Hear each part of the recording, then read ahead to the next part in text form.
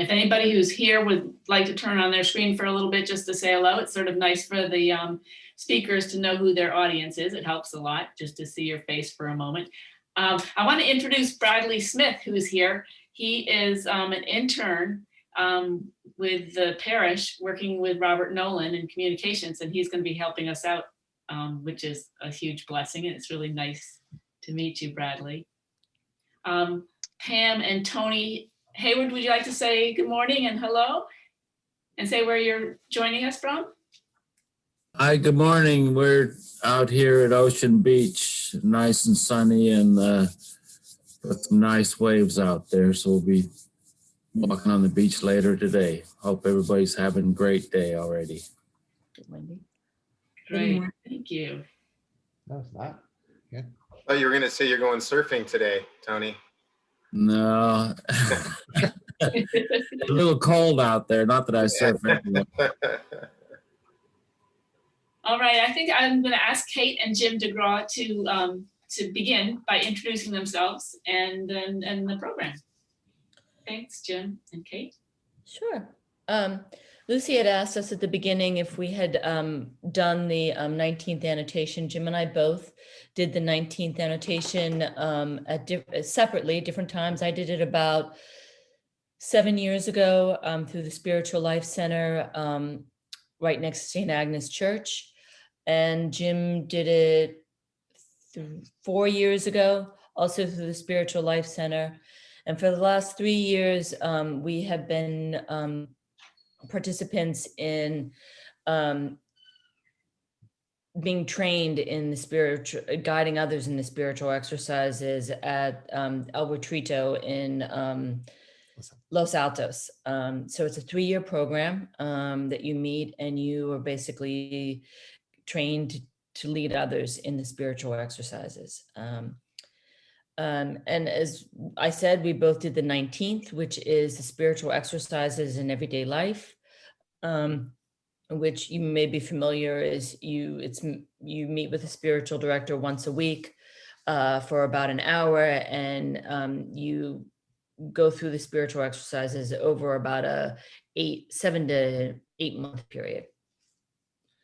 And if anybody has any questions afterwards, please feel free to contact Jim and I would be happy to talk to you about it, or you can call Grace at the Spiritual Life Center and she can talk to you about, if you're interested in doing them, how you can get connected with a director or companion to go through the exercises yourself.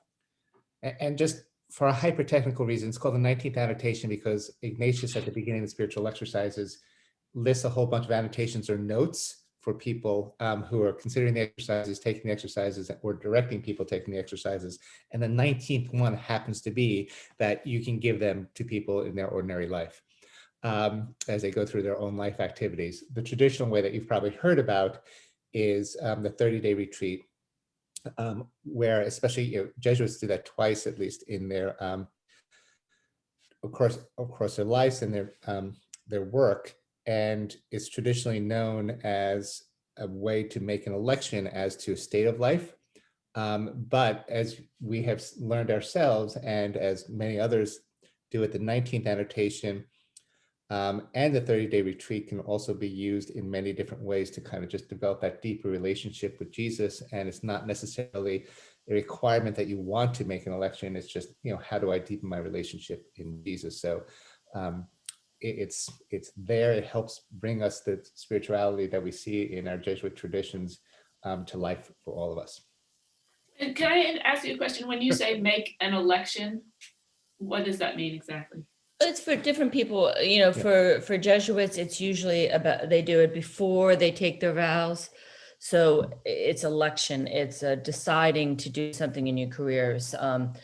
Some people do it when they're deciding to retire. Some people do it when they're deciding to get married, to change a job, to do all those things. That they can go into a 30-day retreat with trying to decide, answer a specific question. Normally in the 19th annotation for people in their everyday life, they're not choosing to make a specific decision. Right. And Lucy, what you're seeing, this is a little bit of an academic point, But for actually a few centuries almost, it was traditionally seen as a means for someone who's considering a life state of, do I want to become a religious, or do I want to be lay, and do I want to be married, to make that election, right? Which is where the term comes from. And what you've seen develop over the last few decades is people realizing that it's much more rich, that exercise is much more rich, and that we can use it in many, many different ways to develop it. We don't have to necessarily see this as a mechanism for a black and white decision. Great, thank you. With that being said, the exercises are built sort of on the foundation that God communicates with us uniquely and personally, and that we come to know God by praying over the scriptures, relying on both our intellect and our imagination, so that we can, during the exercises, so that we can hear God ask, what is our desire for us in the world? This is sort of Ignatius' gift and his insight that may help us be able to really sort through what's superficial and fleeting in our lives and what our deepest desires are, and that we help to do that with God. A key aspect of the Ignatian prayer is the imagination contemplation, and it's also called Ignatian contemplation. So, and that's something that the exercises are divided into 4 weeks, though it's kind of an uneven concept actually in actuality. The second week is the week that we're really focused on today. And during the first week is when the earliest sessions go, is where we really understand that there's evil in the world, or there's good in the world, and that we ourselves are all beloved sinners. The second week is where we start really beginning to develop that relationship with Jesus. And it's walking with Jesus in his life. So the second week is focused on Jesus growing up, and Jesus, as he does his ministry, takes us up to just before the Passion. And part of that, a key aspect of it, as Kate mentioned, is, and this is the Ignatian technique, it's imaginative contemplation. It's a way of praying that can be very powerful, and it's intended to incorporate all your senses as well as your imagination to help the narrative of the gospel passages come to life for you in an experienced way.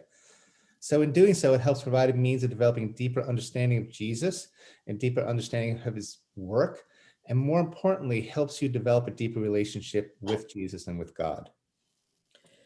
So to put it another way, in the exercises we use Ignatian contemplation. We pray with the scriptures, but we're actively putting ourselves into the scene.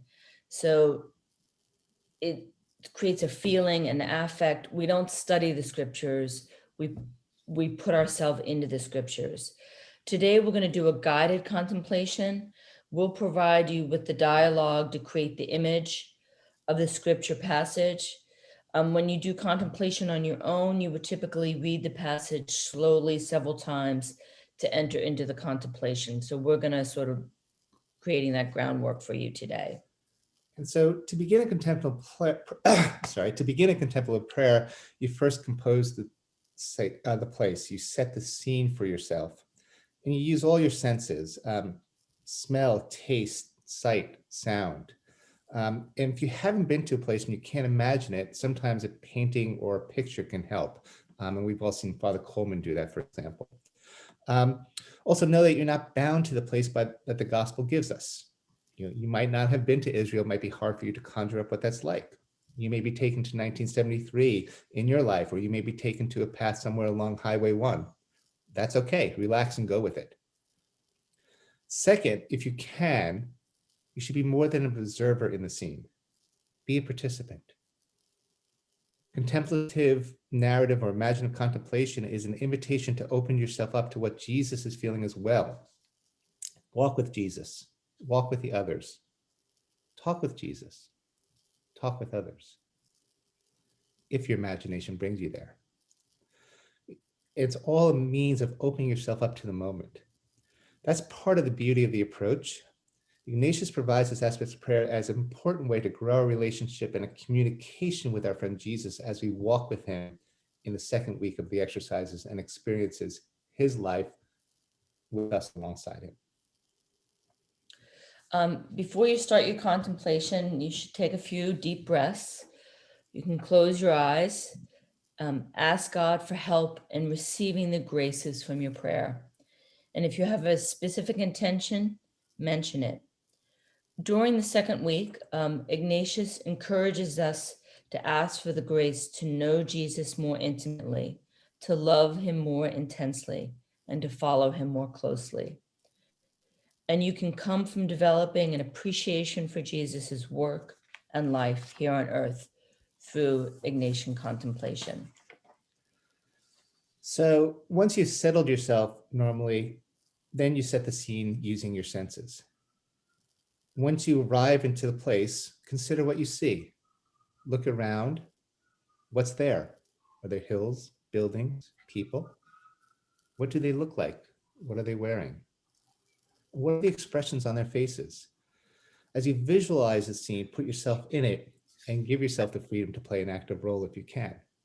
And that comes with time, right? And consider also what you hear. Do you hear wind or crying, people bustling? Smell, right? One of the scenes that Ignatius gives us is the Nativity Scene. It's a manger with animals and sheep and others and shepherds. There's a smell there, right? So when you contemplate things, it brings it to life to you, makes you feel real. And consider how you feel physically and emotional. That's an important part of the entire contemplation. And consider what you taste even. Is there dust and dirt in the breeze? And then as you enter the narrative, let the story unfold in your imagination using your senses. And let God lead you to and through the scene. Pay attention and enjoy the graces. Before we begin, does anybody have any questions, or do we want to sort of jump right in? Okay. As I said before, when you pray over the passage yourself using Ignatian contemplation, St. Ignatius gives us lots of passages to pray over in the exercises. And as I said, we'll be doing a guided meditation on a particular passage today. And today we're going to be doing the Raising of Lazarus and the Gospel of John, chapter 11, verses 1 through 45. And so this is the passage that Father Paul read today at Mass and performed. So this is a slightly different take on what Father Paul was doing at Mass today. So if you're ready, settle yourself down, close your eyes, and take a deep breath. Let it out. Take another breath. Place yourself before God and place any intentions you may have before God. And ask God to help you receive graces from today's prayer.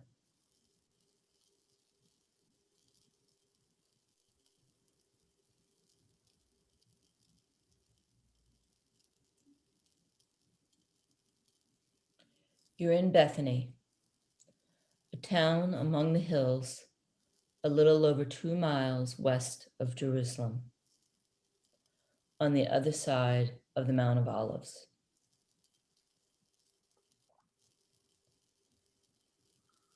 In Bethany, you are at the house of Mary and Martha.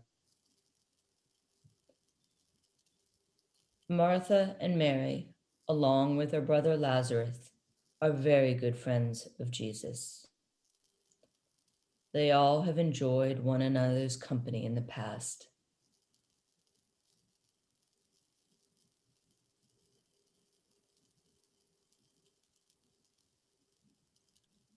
Lazarus is not well today, though.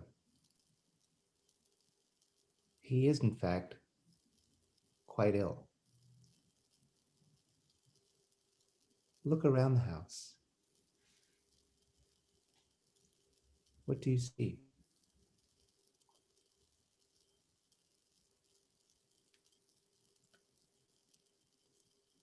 See Mary, see Martha, and others there tending to Lazarus.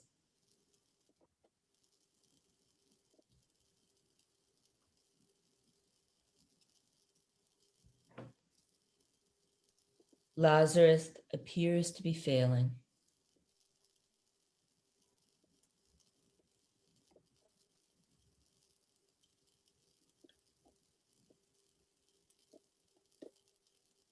Observe Martha and Mary's reaction to Lazarus' condition.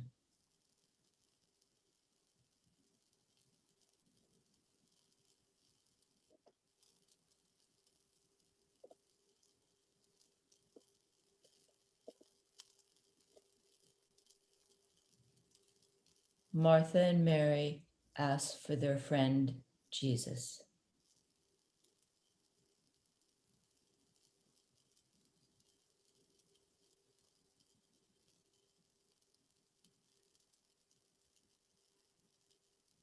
The sisters ask that Jesus be told that the one Jesus loves is very ill.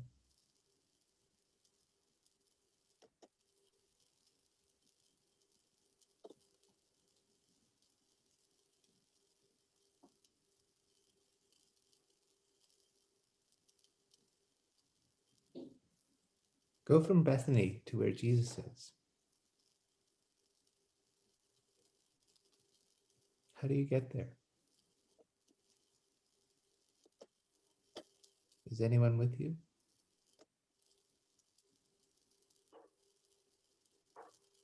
Do you see Jesus with the apostles?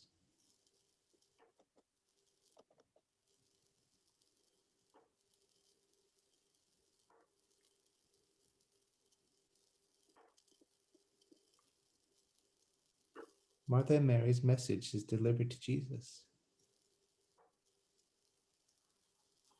Who delivers it?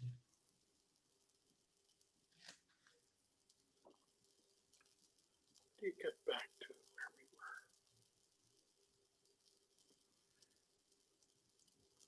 were. See Jesus. Interview. Observe how he reacts.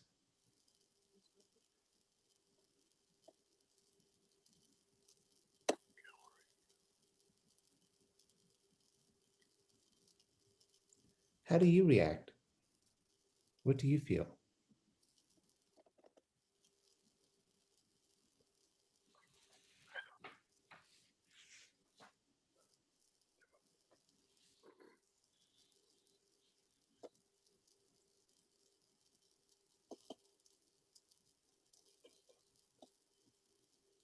I think you have to click the little bar up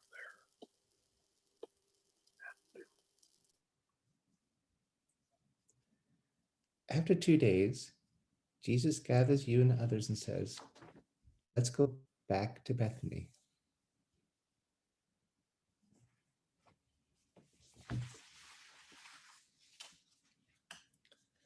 Look around. See that some of the disciples are concerned. They fear for Jesus' safety. Someone asks, why?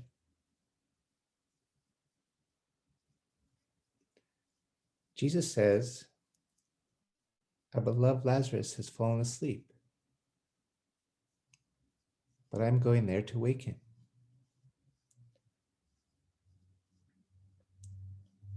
Some disciples object. Where are you in all of this?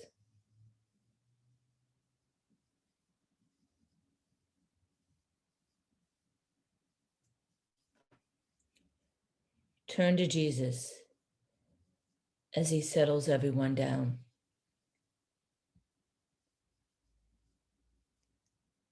Lazarus is dead, Jesus says.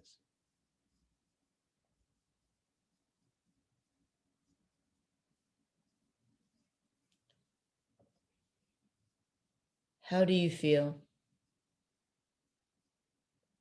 What does Jesus' expression look like?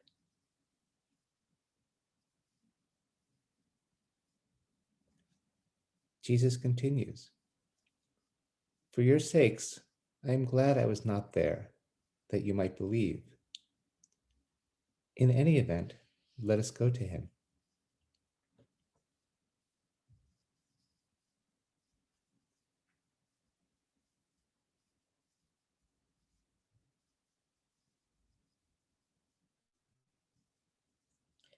You and others go with Jesus to Bethany.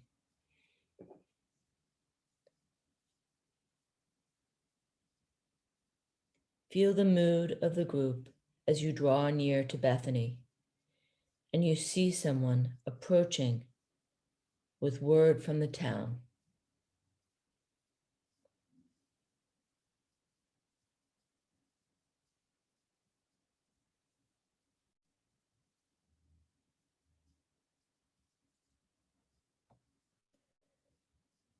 The word is that Lazarus has already died and has been in the tomb for 4 days.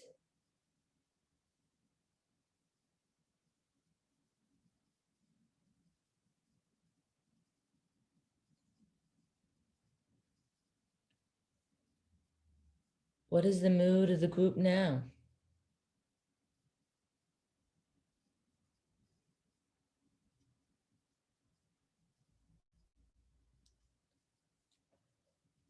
Look at Jesus. What is his reaction?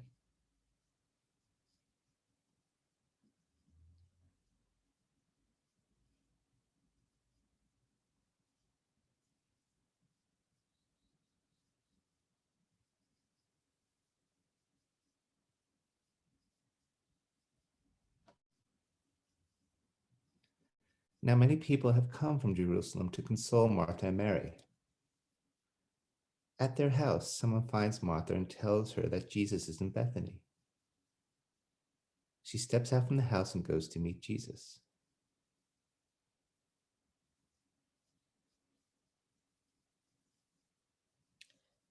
Spot Mary coming towards Jesus.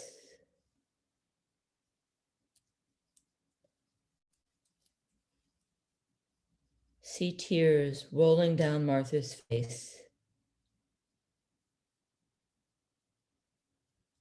What is Jesus' reaction?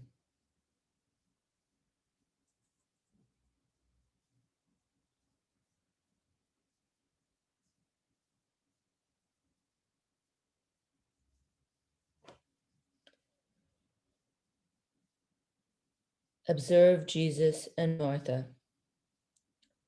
As Martha looks at Jesus and says, "Lord, if you had been here, my brother would never have died. Even now, I am sure that God will give you whatever you ask of him."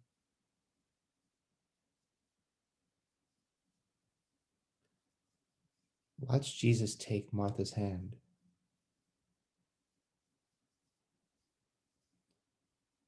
Listen as Jesus says, "Your brother will rise again."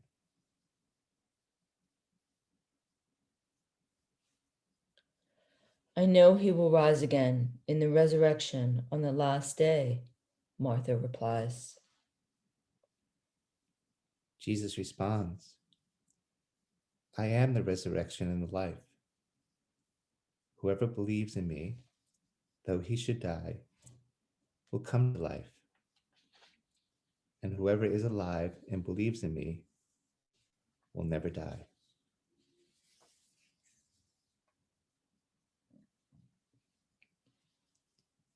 "Do you believe this?" Jesus asks Martha. Martha replies, "Yes, Lord, I have come to believe that you are the Messiah, the Son of God, he who is to come into the world."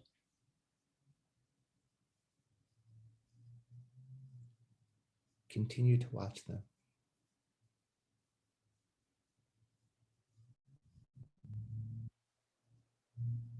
Notice their relationship, how they interact.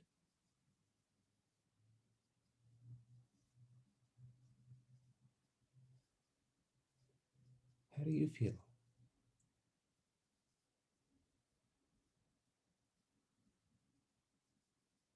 How does Jesus feel?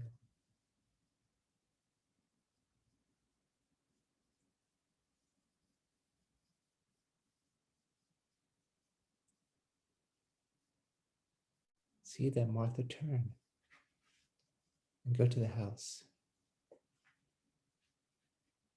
Stay with Jesus, but look around.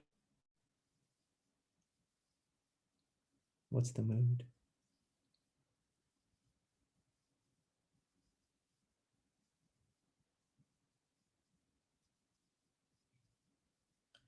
Martha quickly returns to her house and finds Mary. Martha whispers to Mary that Jesus is asking for her. Hearing this, Mary gets up and leaves the house. The many people in the house console the sisters.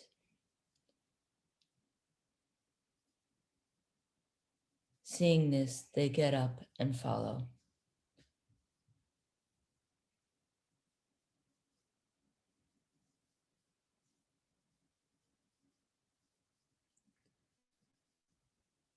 You spot Mary running towards Jesus.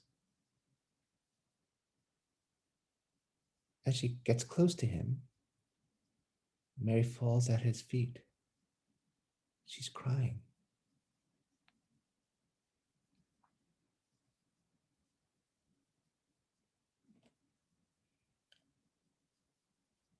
Mary is trembling.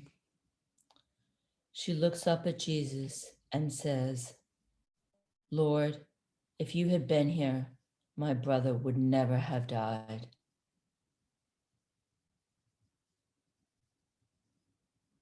Look at Jesus. Notice how he's become visibly shaken.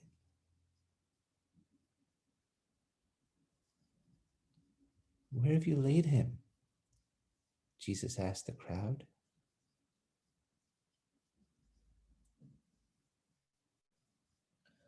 "Lord, come and see," someone says.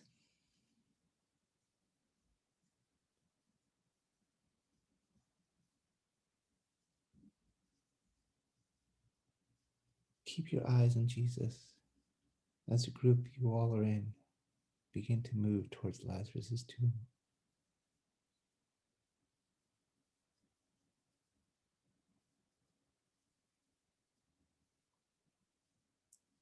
Notice how heavy Jesus' steps are.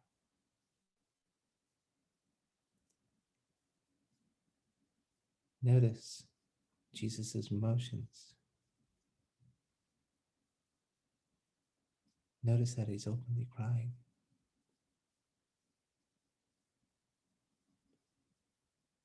How do you feel?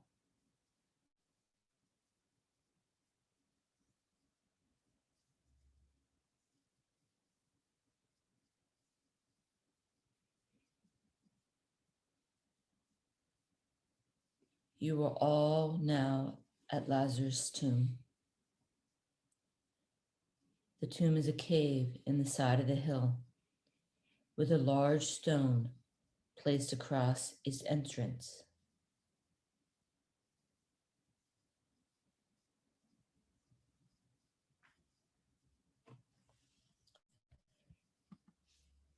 Watch as Jesus, still visibly upset, approaches Lazarus' tomb.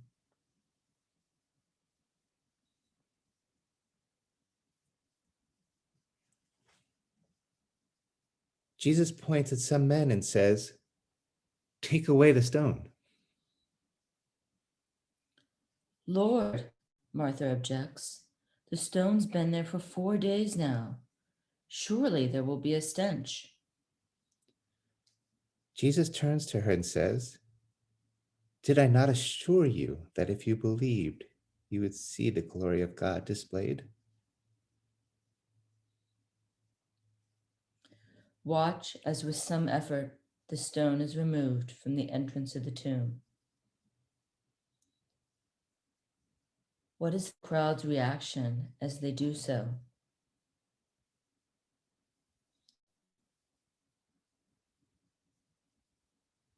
What is Jesus' reaction?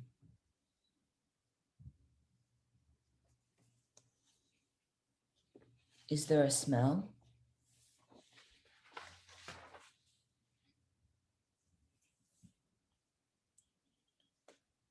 Return your gaze to Jesus. Where is he? What is he doing?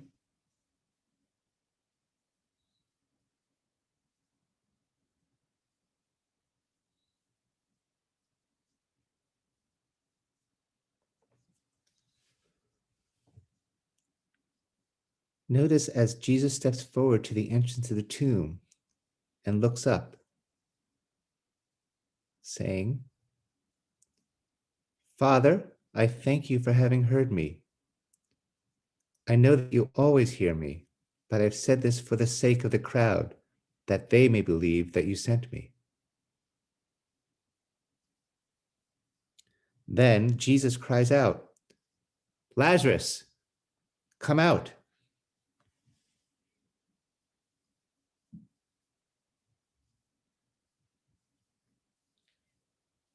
Watch the entrance to the cave. See Lazarus. See Lazarus' hands and feet bound by linen. See Lazarus' face covered by a cloth. Watch Lazarus struggle as he emerges from the tomb.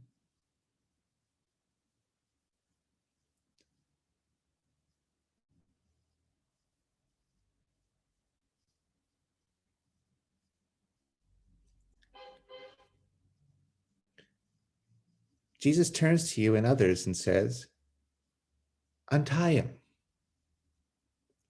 Let him go free." What do you all do?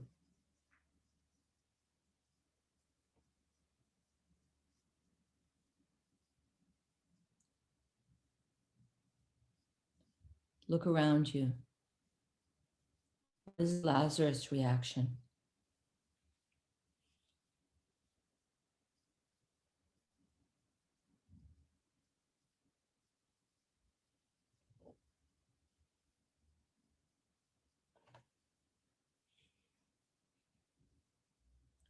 How are Mary and Martha?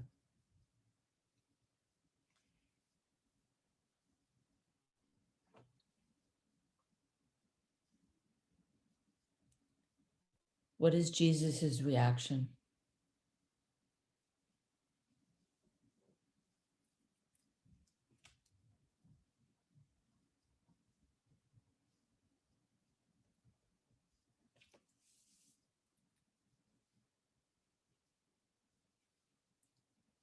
What is your reaction?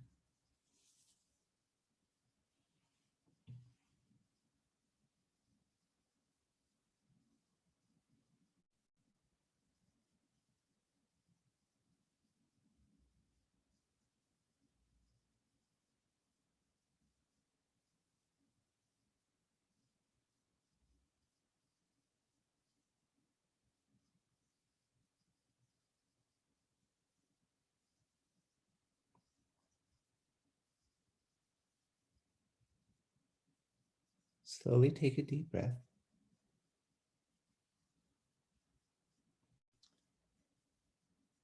Begin to bring yourself out of the scene. When you're ready,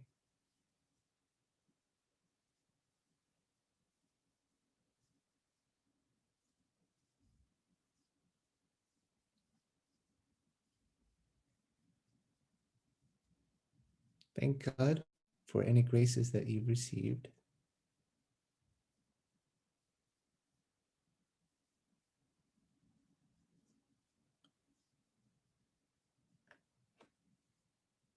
Slowly come back into this place.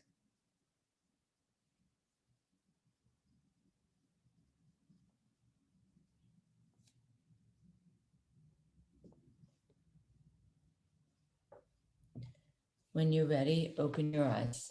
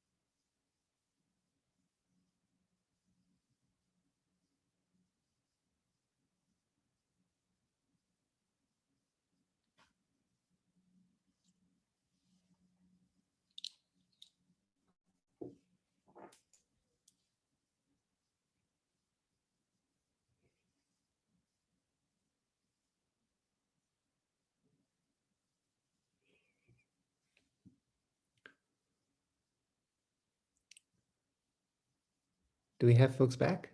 Maybe, Lucy, we can end the recording now.